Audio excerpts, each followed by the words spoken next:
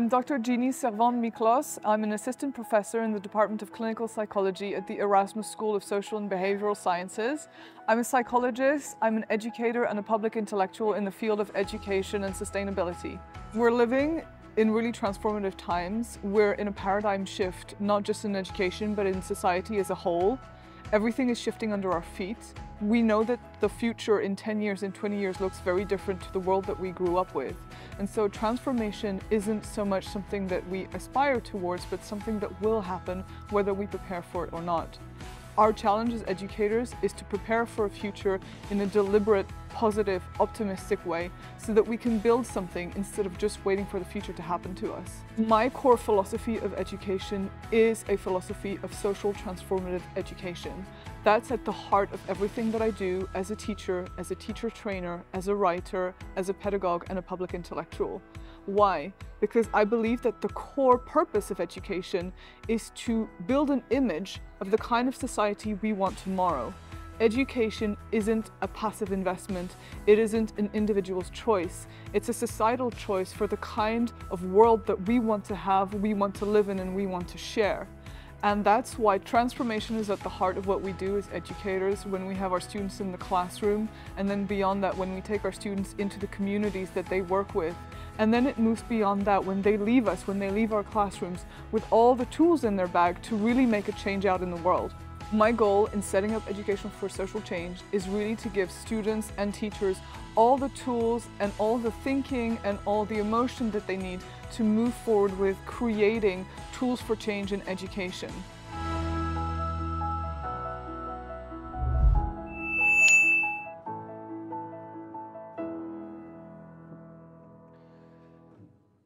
Eccoci.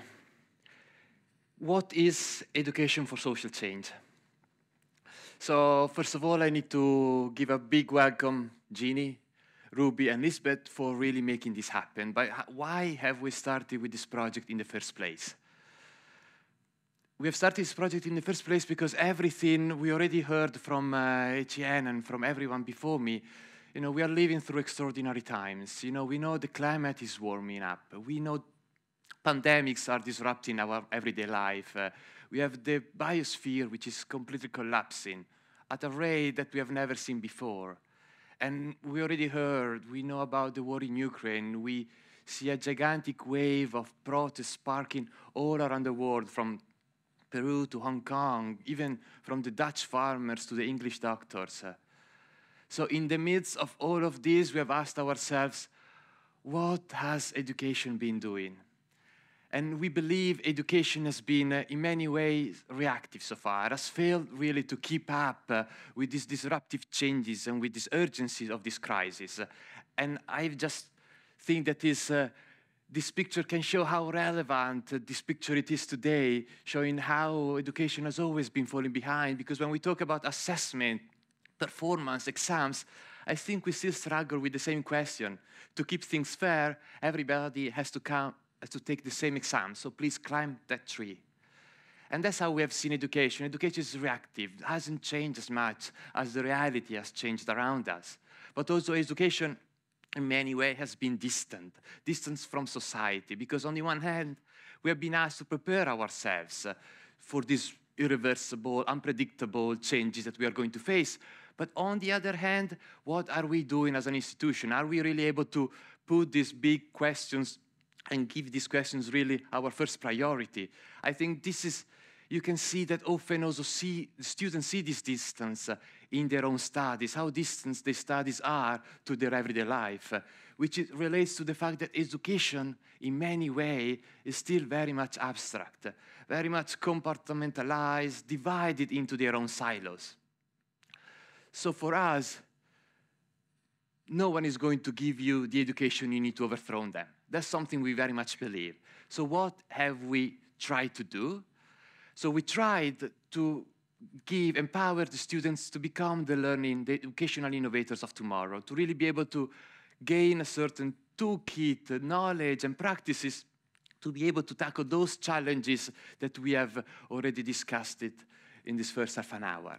So what we did, we developed a very 3-tier course for UR students, where we guided the students in this middle level through a whole series of workshops, lectures, to really explore education, to really explore learning and teaching principles from a whole series of angles and perspectives and discipline. You know, ranging, as you can read, from the very cognitive, psychological lenses of learning and teaching to all the way towards global and technological perspectives of learning and teaching. But we didn't want students, obviously, just to learn. As we said, knowledge shouldn't be distant and shouldn't be abstract. So we got students to really engage with their knowledge, to try to immerse themselves in their own community, to develop an educational intervention. That was this track here, to develop an educational intervention to tackle an educational problem that was very close to their heart. And underneath all of that, to really bring all of this together, we created this structured reflection track, which enabled the students to add a level of depth and criticality into their own project work by connecting what they were studying with what they were doing. Because for us, reflection is indeed a critical part of what we do, but traditionally, the value of reflection has very much been performance-based. You know, we use it as an instrument, again, to improve student performance, to improve students, to make students aware of certain problems that they need to solve. But what if, in the light of all these global challenges and difficulties, we wanted to add a level of criticality in their own reflection process? Because we believe that a level of criticality is a level that institutions have somehow steered away in the previous decades under this big pressure to really compete across other institutions in this big global marketplace. But when we talk about critical reflection or criticality, we are talking about a social transformative educational paradigm which requires reflection to embody a level of awareness about, indeed, these social economic inequalities happening all around the world, all these big, wide historical processes that are really governing change. And by embedding this level of criticality in the learning process of the students, we could see how students were able to really connect what they were doing with what was happening around them, which would then allow them, let's say, to step outside of their own little private bubble, to engage in the public sphere where they could then take into account other behaviors, motives, values as meaningful and relevant as well. But for this social transformative action, learning process to really take place, we really require an element of action. Freire often said that there is no transformation without action, and we very much believe that. So we want the students to really engage actively with the learning materials. We want the students to really immerse themselves in their own community, to go and reach out to them and talk to their own community, but also to develop concrete interventions to really be carried out in their own context, in their own community. And that gave a sense of empowerment to the students because they really could, for almost the very first time in their own academic path, really do something with their own hands. Try to really create something and make something happen. So what does this might mean for us sitting in this little theater?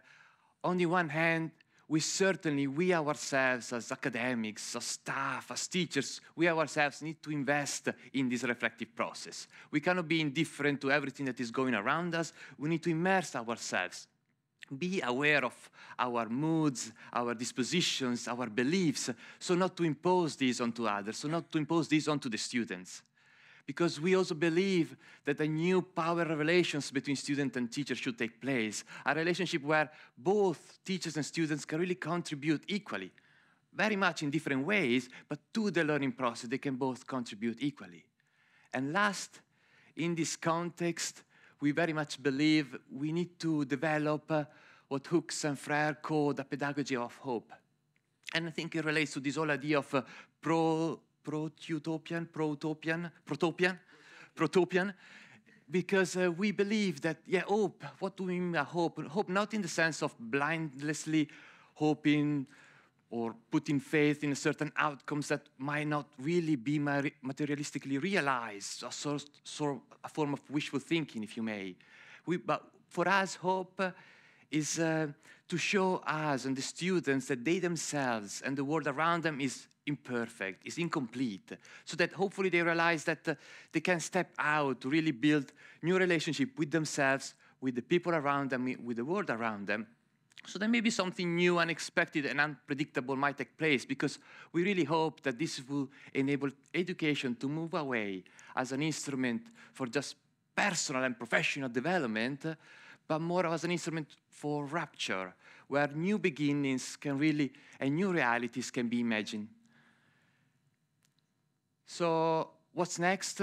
This is a lovely story, but what are we trying to do next with all of this? We are really turning this whole project, this extracurricular course in a minor, starting next September. We are also and we wanted to present this whole pedagogical framework to teachers across the Netherlands and across Europe. And we have developed a summer school starting in just a couple of weeks. But also we explore and evaluated what we have been doing scientifically to really explore what the impact of our projects. Because fundamentally, what we want to do, we also want to share our understandings and our learnings, also to hopefully inspire others to do the same, because we very much believe that for us, the future of education is transformative. Thanks.